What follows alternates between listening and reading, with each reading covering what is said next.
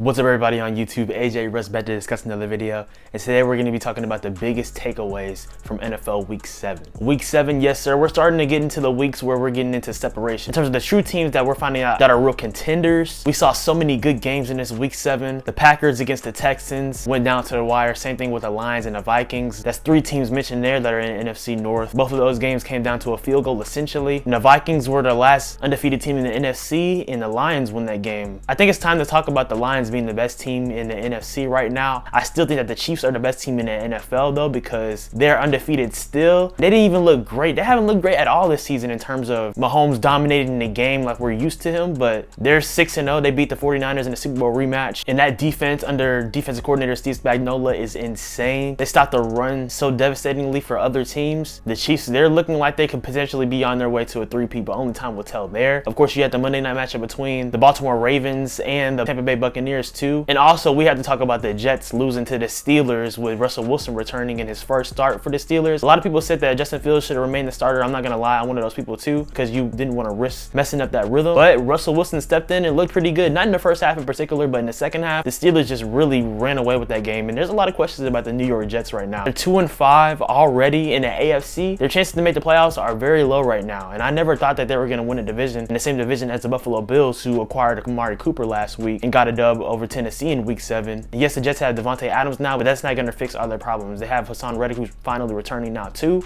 but I don't really see them doing much this year, but I could be wrong about that. But there's so many games to talk about individually. I can't wait to get into each and every one. Also have to talk about Saquon Barkley returning to play against his former team, the New York Giants, and going crazy against them as well too. Like I said, there's always a lot of intriguing storylines and big takeaways to take away, guys. So stay tuned in this video because we have a lot to talk about. With that being said, guys, before I get into these biggest takeaways, make sure you hit the like button and subscribe and turn on post notifications. You know what we post about here, videos about the NFL, NBA, Marvel, DC, pop culture, cooking videos, shorts, reels, things of that nature. With that being said, let's talk about NFL Week 7.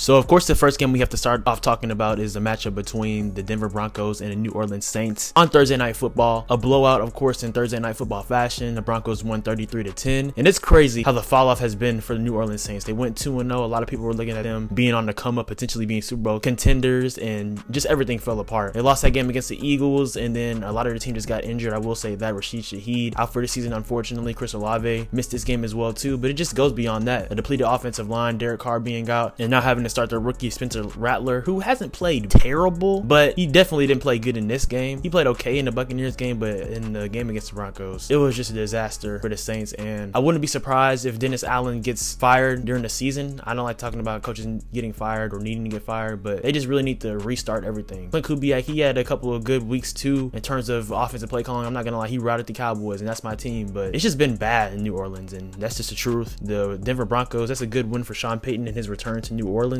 The defense absolutely showed up, even without Pat Surtain being out with a concussion. Defensively, they were able to score points. Bo Nix didn't really have to do too much, only had 164 passing yards, completed 16 out of 26 attempts, and now the Broncos are 4-3. So in that AFC West, although I don't necessarily see anyone making the playoffs besides the Chiefs, obviously in that division, winning the division, Broncos and the Chargers, they're certainly competitive in that division in AFC, but there's a lot of teams in the AFC that could be wild cards that I would pick potentially over the Chargers and Broncos, but you never know. The season is very unpredictable, and there's still a lot of season left. But for the Saints, it's looking bad. It's looking like they're definitely going to draft a quarterback next year in the 2025 draft, and that they're going to have to restart from scratch. The Jacksonville Jaguars, or should I say the London Jaguars, played another game in London, their second week straight being there, against the New England Patriots, and won the game 32-16. I'm not going to lie, at first, the Patriots, they were looking really good. They had an opening drive touchdown. We're up 10-0, but then the Jaguars were able to finally wake up. It felt like low-key if the Jaguars lost this game, especially in bad fashion, that Doug Peterson, his job would have been on the line. But thankfully they won, and like I've been saying, the Jaguars are better than their record and what they've played this year, because they have the personnel, they have enough talent to be good, to challenge even the Texans in the division, but they've dug themselves a big hole now having a 2-5 record. And we did see them lose 5 straight games last year after being 8-3. Well, what if they did the opposite and they ended up getting on a run? They do have some tough games ahead though. They play against the Packers next week, they play against the Eagles, then the Vikings and the Lions, so that's very unlikely, but you never know. A rejuvenated football team, that's sometimes all it takes is getting a good win. Did what they should have. They blew out the Patriots, who are arguably the worst team in the league. Trevor Lawrence completed 15 out of his 20 passing attempts, had 193 passing yards and a touchdown. The rookie Brian Thomas Jr. went off, had 5 receptions for 89 receiving yards and a touchdown. And Tank Bigsby, I know they had Travis Etienne, but Tank is for sure the running back number 1 there. Had 26 carries for 118 rushing yards and 2 touchdowns. I think that's how they were able to really control the game out of physical New England and get that dub for sure. And the Patriots, they have a long ways to go. I will say Drake May, he has looked really good though. In this game, he completed 26 out of his 37 passing attempts, at 276 passing yards and 2 touchdowns. And even that game against the Texans too, he had a couple of turnovers, but he looked good. So him starting the rest of this year is going to be good for his development. Hopefully they'll be able to draft him a weapon in the first round next year, and then there's some more talent and free agency in the draft next year too, because they're a long way away from competing in the AFC and the AFC East particularly. But at least they know that they potentially have their quarterback of the future in Drake May. But it's a good dub for the Jaguars. Now this game right here, you can argue that this was the game of the week, a matchup in the NFC North between the Detroit Lions and the Minnesota Vikings, and the Detroit Lions handed the Vikings their first loss, 31-29. Both teams now have a 5-1 record, but now the Lions are number 1 in that division. And I will say, you can make the argument that the Lions are the hottest team in the NFL right now. How they've been playing, Jared Goff has been playing great football. You can make the argument that he's the MVP favorite, how he's been playing. He's had more touchdowns in the past 3 games than he has incompletions. Team is just playing really well, playing complementary football. Of course, they don't have Aiden Hutchinson now, but if they make the Super Bowl, he could potentially return. But this team is playing really good. Jared Goff completed 22 out of his 25 passing attempts, had 280 passing yards, 2 touchdowns. Jahmyr Gibbs, 15 carries, 116 rushing yards and 2 touchdowns. Amon-Ra St. Brown also had him a game, had 8 receptions for 112 receiving yards and a touchdown. Just playing really good football. Even Jahmyr Gibbs had 44 receiving yards too. David Montgomery left the game with an injury, and hopefully he'll be able to be okay. But this team is hot, and Ben Johnson, offensive coordinator, he interviewed for some jobs last year and ended up returning to the Lions. But I can definitely tell you, this next year in 2025, he's going to be a head coach somewhere, because how he's able to orchestrate that offense, the creativity, the physical type of play action that they play with in that offense in Detroit, he's going to be a head coach somewhere, and someone's going to benefit from that, because how they play football offensively and how many points they average per game, I believe it's 30 points per game. They've been cooking this whole season. I don't see it stopping. Only time will tell. But for the Vikings, you got your first loss. I don't think that's necessarily surprising, especially after a bye week. This team is still one of the best teams in the NFC, and I believe in week 17 or week 18 they play against the Lions again. That could potentially be for the division. We will see, because Green Bay is playing good football too. But the Vikings, they're going to be fine. They only lost by 2 points. It's not like Sam Darnold had a colossal bad game. He played similar to football to how he has been playing the whole year. Completed 22 out of his 27 passing attempts, at 259 passing yards, a touchdown and interception. Aaron Jones had 93 rushing yards and a touchdown. Justin Jefferson had 7 receptions for 81 yards and a touchdown. So it was just a really good game that came down to the wire. One of the best games of the week. It's going to be great seeing how this division finishes up, because like I said, the Packers, they have a really good team too, and they won in week 7. They're 5-2 now. All 3 of those teams have 5 wins. And the Chicago Bears, they had a bye week in week 7, but they're also 4-2 too. So this division is by far the best in the league. You can make the argument that it's on track to being one of the best divisions of all time, how loaded it is. And I can certainly see 3 teams making a division out of the NFC North this year. But the Detroit Lions got a huge win, and they're number 1 right now in the division. Not going to spend too much time on this game, but the Buffalo Bills blew out the Titans, winning 34-10. The Titans did start off with a 10-0 lead, but reality started sitting in, and the Buffalo Bills finally woke up. Josh Allen had a really good game, completed 21 out of his 33 passing attempts, had 323 passing yards and 2 touchdowns. And Amari Cooper finally played his first game for the Buffalo Bills and looked solid. There was a play where he ran a slant for a touchdown. Asked Keon Coleman when Josh Allen was signaling what he meant by it, and just ran the route and ended up scoring. So that was pretty cool to see. But speaking of Keon Coleman, that rookie, he might have had his best game of the year so far. Had 4 receptions for 125 receiving yards, no touchdowns, but that's an electric performance for sure for him, and that's good going forward, because now since they have Amari Cooper, that's going to be able to open up the passing game even more as time goes on, along with having a player like James Cook, who didn't have the best game. He did miss that game against the Jets, but they still won. And James Cook, he did have a touchdown though, and so did Ray Davis, that rookie. So it looks like they're having just multiple options right now. And like I said, I've been saying this the entire year, the Buffalo Bills, they're still going to be a top 4 team in the AFC. Only time will tell how they finish off in the playoffs and things of that nature, how they stack against the Chiefs, the Ravens, and the Texans and teams of that nature. But the Bills are still really good, and they have Josh Allen, who I think is the 2nd best quarterback in the league. So it's time to stop sleeping on them. The Jets are not close to them in my opinion, and they're so far from winning the division. I think the AFC East is easily the Bills division. But yeah, and for the Titans, there's not really much to say about them. They're going to be drafting their quarterback for sure in 2025. Mason Rudolph started this game. Will Levis did have a little pec injury, I believe, or something like that in week 6, but I think Brian Callahan, their head coach, was excited to bench him because how he's been playing. He's been giving the whole league and NFL community memes every single week. It's just been bad football up there in Tennessee. So yeah, it is what it is there, but the Bills, they look good, and they're now 5-2. This matchup between the Miami Dolphins and the Indianapolis Colts was not exciting at all to watch. The Colts ended up winning 16-10, and I will say there was some mid quarterback play. I'm not calling Anthony Richardson mid at all, but how he played was definitely mid. Completed 10 out of his 24 passing attempts, had 129 passing yards, 56 rushing yards on 14 carries. Nothing too crazy, but with Tua Tagovailoa not playing right now and how limited the Miami Dolphins offense is, it doesn't take too much to beat them right now. Now, it does look like Tua will return in week 8, so we'll see if that's able to help the Dolphins salvage their season. Only time will tell with that, but I think the Dolphins, they have to have better contingency plans just in case. Now, I'm not saying to go draft a quarterback in the first round next year for Miami just in case of the Tua situation, because I think that Tua will be pissed about that, not gonna lie. But it's just so bad. If Tua sustains an injury or a concussion, it really could. We've seen that so far this season. We saw that a couple years ago when they made the playoffs as a wild card. And last year, Tua didn't miss any games, thank God. But we don't necessarily know if that's gonna happen every year. And this season it's not. So that's the uncertainty there. And for the Colts, it's a very perplexing situation there. They're 4-3 now. They played really good football with Joe Flacco though. I'm not gonna lie. He's the best backup in the league by far. And the thing about it is that you want to play your second year quarterback and your franchise quarterback that you took early in the first round in the 2023 draft. But it's evident and obvious that Joe Flacco has played way better than Anthony Richardson this year. So that's a situation to monitor in terms of just how they're playing in their quarterback situation in terms of that. But it's a good win for the Colts. This game, I'm sure a lot of people anticipated being better, but the Seahawks dubbed the Atlanta Falcons, winning 34-14. Both of these teams now have 4-3 records. And it was a really good performance by the Seahawks after losing in week 6 previously to the 49ers. Geno Smith completed 18 out of his 28 passing attempts, had 207 passing yards and 2 touchdowns. Kenneth Walker had a touchdown. DK Metcalf had 4 receptions for 99 receiving yards and a touchdown. Unfortunately, he left the game, and hopefully his injury isn't too significant. But the team offensively and defensively played really complimentary football. Also, Kenneth Walker had a receiving touchdown too. Their defense was able to force Kirk Cousins into 2 interceptions. The Falcons, they didn't really have a great game, but John Robinson definitely did though. Had 21 carries for 103 rushing yards and a touchdown. For me, I'm still waiting to see if I'm convinced on the Seahawks, because they have a game like that against the San Francisco 49ers where they were getting dubbed in the first half. They kind of made a comeback but still ended up losing. But right now they have a better record than the 49ers in the NFC West too. So it's like,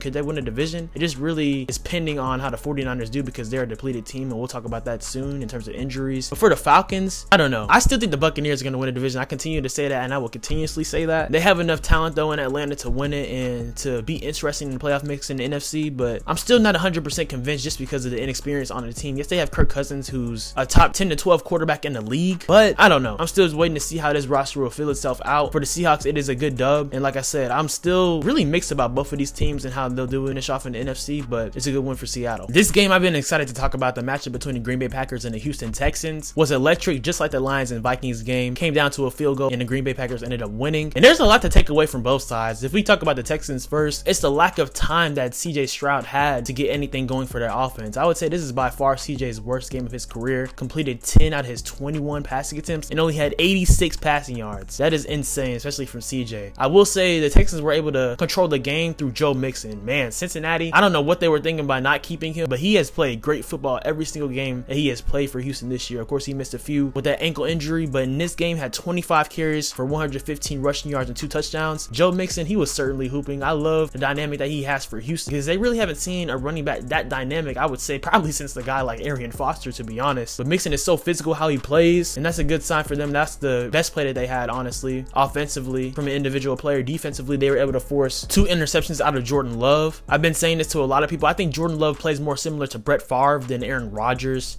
because he certainly makes great plays, has great vision, is super talented, but also he throws the ball into harm's way a lot too, so that can be detrimental at times. But it wasn't detrimental in this game. He completed 24 out of his 33 passing attempts, had 220 passing yards, 3 touchdowns, and those 2 interceptions that I mentioned, but they ended up winning the game. Josh Jacobs also finally got his first receiving touchdown, and rushing wise, he had 12 carries and 76 receiving yards. Romeo Doubs also had 94 receiving yards. Tucker Kraft had a receiving touchdown too. So this team in Green Bay, like I talked about the NFC North earlier with the Lions and Vikings, it's interesting to see how that division is going to go up, because 3 teams there have 5 wins now, and you still have the Bears, who are 2 games over 500 too. And a lot of people talked about the Green Bay Packers being potential Super Bowl candidates too. Who will win the division? Y'all need to let me know in the comments down below who you think will win that, because that's an intriguing conversation there, because it's really good football being played there. For the Texans, they're still 5-2 in the AFC South. I still think that they'll run away with that division. The Colts, yeah, they're 4-3. They're only a game behind, but I still think the Texans have the more talented roster offensively and defensively. They certainly need to get Nico Collins back. My biggest thing with the Texans though is their offensive line. CJ Stroud can only make up for the offensive line so much. He did that a lot last year in his rookie year and this year too, but it seems like it's starting to catch up in ways, and hopefully they're able to get ahead of that, especially at times how they have constant penalties too. So that's a conversation to be had there. I think Houston still is a top 4 team in the AFC. For Green Bay, Bay. They're starting to play really good football, complimentary football, offensively and defensively, and it's a good win for the Green Bay Packers, and those uniforms were clean too, no cap. This game between the Cincinnati Bengals and the Cleveland Browns, it felt like it was over after the opening kickoff was returned for a touchdown for Cincinnati, and just after that, they were able to win. Yes, it was a one-score game as the Bengals won 21-14, but you really felt like the Browns didn't have a chance. And we're going to talk about more about the Deshaun Watson injury in a few because it's so classless how those Browns fans were. But before getting into that though, Joe Burrow had a solid game, completed 15 out of his 25 passing attempts, had 181 passing yards, 2 touchdowns. T. Higgins had 82 receiving yards and a touchdown, and Jamar Chase also had 55 receiving yards and a touchdown too. So a solid game from the Bengals offensively. They did enough to win. But for the Browns, let's talk about that Deshaun Watson situation. Now, I know he has not played good football at all this year. Trust me, I know everyone with eyes and a brain has seen that. The Browns have not been good at all. They have a 1-6 record now. Their playoff hopes are done for sure. They have a great defense, but they can't do anything offensively, so that limits them. It was cool to see Nick Chubb return and got a touchdown as well too. That's good news for the Browns. But for those Browns fans, man, y'all should be disgusted with yourselves and be repenting because that is bad. I know all of the controversy and the alleged, may I add, alleged accusations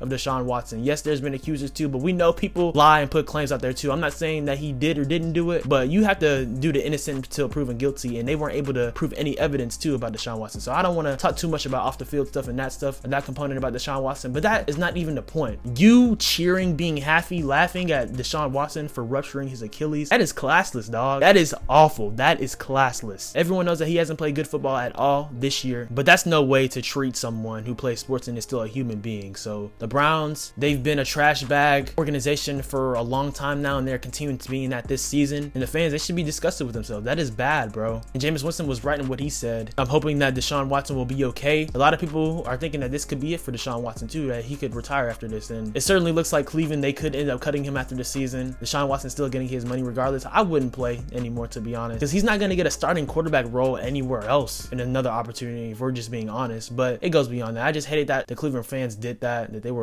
cheering because he got hurt and things of that nature. But yeah, that's what it was, and that's where some people are. It's gross. Some people are just truly like that. But yeah, it's a good win for the Bengals. I don't like that happened to Deshaun Watson. I'm praying for him for sure to have a successful surgery, and if he decides to return to football, wishing him the best. If he retires, wishing him the best as well too. But yeah, that was that game. Now this game was a blowout between the Philadelphia Eagles and the New York Giants, in the return of Saquon Barkley to MetLife Stadium against his former team, and the Eagles killed the Giants, winning 28-3. Not surprised about that at all. The Eagles now have a 4-2 record, and the Giants are now 2-5. And Saquon Barkley, he went off, had 17 carries for 176 rushing yards and a touchdown. His rushing yards were more total yards than the whole Giants offense, which only had 119 yards of offense. That is disgusting. Daniel Jones ended up getting benched. It's just a colossal mess in New York, and they're just continuing to be proven that they made the wrong decision paying Daniel Jones the year prior and not bringing back Saquon Barkley. And yeah, you lost him to one of your division rivals. That's tough. That's a huge L for y'all. It's a bad situation in New York, but for the Eagles though, I'm intrigued to see where things shape up for them. Right now, they are second in the NFC East behind the Commanders, and you still have teams like the Cowboys who are still going to be solid in the division. So we'll see about that, but it's going to be intriguing to see who wins the NFC East this year. Jalen Hurts didn't have to really do too much. Like I said, the running game controlled everything against the Giants, but he completed 10 out of his 14 passing attempts, had 114 passing yards, had touchdown to AJ Brown, which was nice. And Jalen Hurts also had 2 touchdowns, off of the tush push as well. So it's just a good win, an easy win for the Eagles. They took care of business after narrowly beating the Browns a week before. And for the Giants, y'all are in purgatory right now. There's no doubt about it. I wonder if people think that Brian Daboll is on a hot seat. Like I said before, he shouldn't be, because this team is just not built to win, in my estimation and opinion. They have some pieces defensively, like Dexter Lawrence, Brian Burns, Avon Thibodeau, and also offensively Malik Neighbors, but they're going to need to draft a quarterback in 2025, and that's just facts. Not spending too much time on this game. Two teams playing bad football right now, but someone had to win, and the Los Angeles Rams got their second win of the season, beating the Las Vegas Raiders 20-15. Not really too much to take away. Kyron Williams had 2 rushing touchdowns. Matthew Stafford really didn't have a good game at all. Completed 14 out of 23 passing attempts for 154 passing yards, had an interception, no passing touchdowns, but they were able to get the win. Not too much to take away for the Raiders. Aiden O'Connell's now on injured reserve, so Gardner Minshew is going to start. This is another team like the Giants that's going to end up drafting a quarterback in 2025. They need one. They need a lot of roster turnover there in Las Vegas, because it's a mess. Traded Devontae Adams, of course. Max Crosby seems displeased and disgruntled. I wonder if he gets moved somewhere at the trade deadline. I doubt it. If he gets moved, I think think it would probably be in the offseason, but only time will tell there. Both of these situations aren't great though. Yes, you have Sean McVay, who's one of the best coaches in the league in Los Angeles, but they continue to deal with the injury bug. Nakua and Cooper Kupp both still out. That just really limits your team, to be honest with you. And before the season, a lot of people, even myself, saw them as potential playoff contenders. They made the playoffs last year in 2023, but if they're going to continue to be injured without their biggest weapons and offensive line depleted too, they're going to miss the playoffs just like they did in the 2022 season. To be honest, guys, this game was over at halftime. The matchup between the Washington Commanders and the Carolina Panthers, the Commanders won 40-7. They were up 27-0 at halftime. Jaden Daniels only played one drive, and really he only needed because of an injury, but it didn't take much for the Commanders to absolutely destroy the Panthers. Marcus Mariota, the backup, stepped in, completed 18 out of his 23 passing attempts, had 205 passing yards and 2 touchdowns. That team just played really good football, complementary offensively and defensively. Brian Robinson Jr. had 12 carries for 71 rushing yards and a touchdown. Scary Terry had 6 receptions for 98 receiving yards. And the Commanders defense also forced Andy Dalton to throw 2 interceptions too. Just really took care of business like they should have. Nothing too much to really be said about them. They are still number 1 in the NFC East. Nothing really too much to be said from this game. The Commanders are still number 1 in the NFC East. Looks like Jaden Daniels is going to be okay to play in week 8. That's a blessing for sure because that team is playing really well behind him. I'm excited to see how for real they get, especially when they start playing teams like the Eagles, like the Cowboys in their division, because that'll tell a lot. They played the Baltimore Ravens well in week 6 too. So Commanders, they have certainly improved tremendously under head coach Dan Quinn, who has been proven to be a great head coach. Had a Super Bowl team that he had in Atlanta, and they really should have won, of course, but they blew that 28-3 lead, the 2016-17 Super Bowl against the Patriots, and the Patriots won. But the Commanders, they've been playing really good football, and they're hot. And for the Panthers, they're one of the worst teams in football. They continue to be that. There's just a lot that needs to change there, but no one's surprised by this outcome, and it's a good win for Washington. Super Bowl rematch here between the Kansas City Chiefs and the San Francisco 49ers, and again, the Chiefs beat the 49ers, winning 28-18. And like I talked about in the intro, the Chiefs are not even remotely close to playing their best ball, at least offensively. Defensively, like I talk about in the intro, they stop the run, they create turnovers. I mean, they forced Brock Purdy to throw 3 interceptions and no touchdowns. Their defense is hooping continuously under Steve Spagnuolo. They play complementary football. Chris Jones being one of the best defensive linemen in the league. They're looking scary, and the Chiefs are the only undefeated team now in the NFL, 6-0. And that's without Patrick Mahomes even playing MVP football. He hasn't even had to yet. Low-key, it's like he's saving himself for the playoffs to play his killer football, and that's scary for the rest of the league. But even though he didn't have the best passing game, had 2 interceptions, only had 154 passing yards, completed 16 out of his 27 passing attempts, Mahomes had a rushing touchdown where he ran a defender over, and he also had a long 33-yard rush, which was impressive too, even beating Fred Warner. So that Chiefs team, they still have a lot going. Yes, they're dealing with injuries like Isaiah Pacheco still, Rashee Rice, who's probably out for the whole season, unfortunately. I believe Juju Smith-Schuster also went out with injury too. But this team is going to be well off. We already know that with the Chiefs. The AFC and the NFL still goes through 15, I'm not going to lie, and until a team can beat them, they're going to continue to keep winning. This team could be the first team in the Super Bowl era to win 3 Super Bowls in a row. Only time will tell, but they're still looking dangerous. And for the 49ers, we talked about injuries with the Chiefs. They're a depleted team right now. Deebo Samuel barely played because of a sickness, I believe. The 49ers are bracing for Brandon Ayuk to be out for the year with a torn ACL. That's another killer there. That sucks. Juwan Jennings missed this game as well too. Christian McCaffrey still out, hasn't played yet this year, and it's not looking good. It's low-key looking like how the 49ers, they made the Super Bowl in the 2019 season, but then they missed the playoffs in the 2020 season.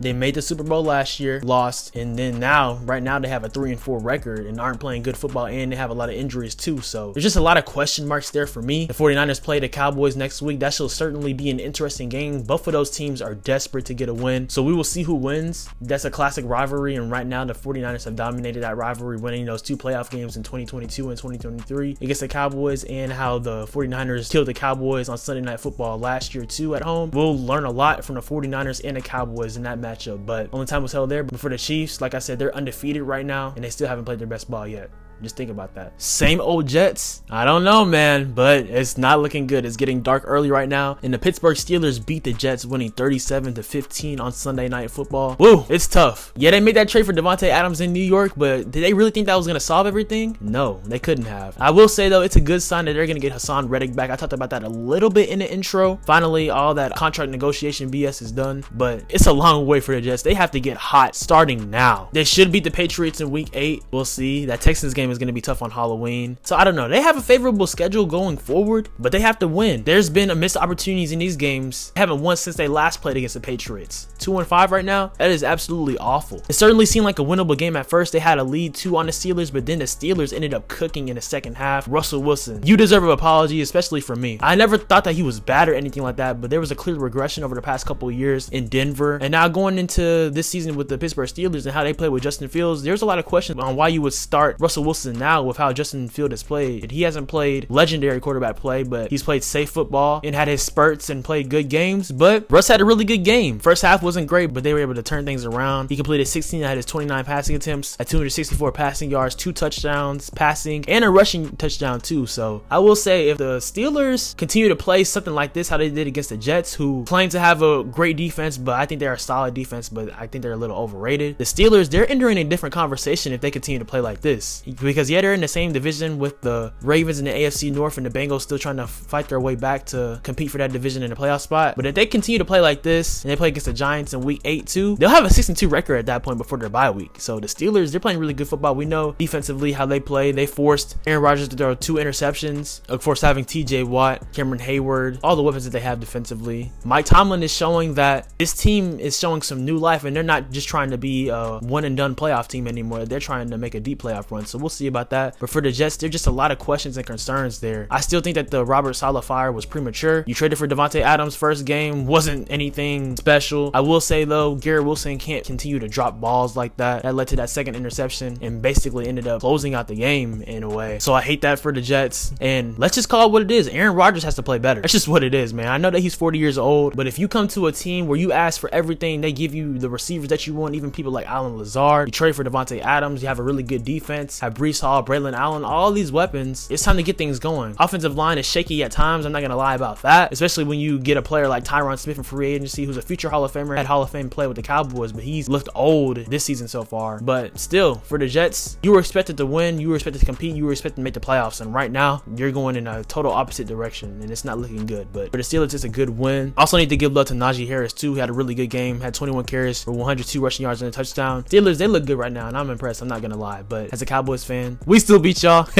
Nah, but they look good. Let me be for real. Monday night doubleheader that we had. First game that took place was the Baltimore Ravens and the Tampa Bay Buccaneers. And I'm not gonna lie, the Tampa Bay Buccaneers started off hot to a 10-0 lead. They were driving down the field, but honestly, in my opinion, I think Baker Mayfield helped give the Baltimore Ravens momentum, and that's what led them to win the game. And they won the game 41-31. The game was really more of a blowout than the final score indicated. So the Buccaneers had that 10-0 lead. The Ravens, I believe, scored 27 or 34 unanswered points, so they just went off. I talked about Jared Goff being in the MVP conversation. I'm not gonna lie, Lamar Jackson, he looks even better than he did last year in his 2019 MVP campaign. Just playing great. He had 5 passing touchdowns, had 52 rushing yards, threw for 281 passing yards, completed 17 out of his 22 passing attempts. He had as many incompletions as he had touchdowns. Lamar just playing really good right now, and everyone was panicking about the Ravens starting off 0-2, things of that nature. Well, they won 5 straight. So we know the season that they had last year, making the AFC Championship, being the first seed in the AFC, and now they added Derrick Henry. They're playing to their identity now, running the football, and they're just getting into their element. I really think that this team has a chance this year. Of course, we're always gonna bet on Kansas City, but Lamar looks even better than he ever has, and that's saying a lot. So I wouldn't be surprised if the Ravens made it all the way finally and cracked through this year and finally won a Super Bowl, but only time will tell. Derrick Henry had 15 carries for 169 rushing yards and also had a receiving touchdown. Rashad Bateman had 4 receptions for 121 receiving yards and a touchdown.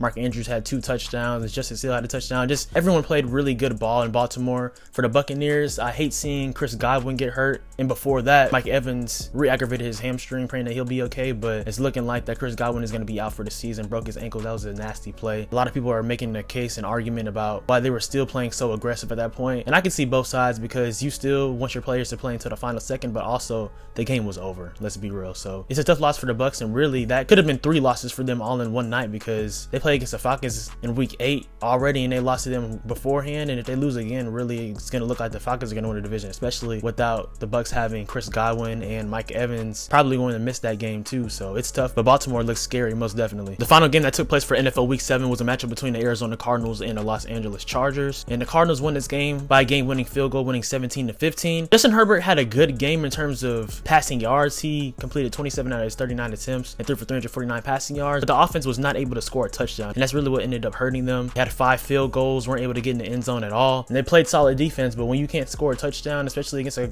quarterback like Kyler Murray, who I think is still kind of not getting enough love, because really he's a top 12 to 10 level quarterback too. It's just he's been injured, and his size and things of that nature, he goes under the radar some, but he had a pretty good game. He had that long rushing touchdown. He had 64 rushing yards, also had 145 passing yards, a touchdown and interception. James Conner, also one of the most underrated backs in the league. He's 6th in rushing yards in the league right now, had 19 carries for 101 rushing yards. The Cardinals are playing solid football, and just like the Seahawks in that NFC West, I think that division is wide open, especially with the 49ers being injured and dealing with all that. The Chargers are now 3-3, even at a 500 record. We'll see how things go with them. I don't think they're going to make the playoffs, but they're going to be solid. I can see them potentially being like 8-9 or 9-8 next year in 2025, potentially being a wild card because they are in the same division as the Chiefs. But it's a good win for Arizona at home. Really hurt for the Chargers is them not being able to score a touchdown, in my opinion. A really good week of football in this NFL Week 7. Let me know your favorite matchups and some of your biggest anticipated matchups for NFL Week 8. Season is moving by, but we're starting to learn a lot about different teams, and it's getting really entertaining and getting really compelling for this season, and I'm enjoying it for sure. Hope you are too. I appreciate you guys watching. Always make sure to like, comment, subscribe, and turn on post notifications. Follow me on Instagram and Twitter at SwaggyRuss, and also on TikTok at SwaggyRuss02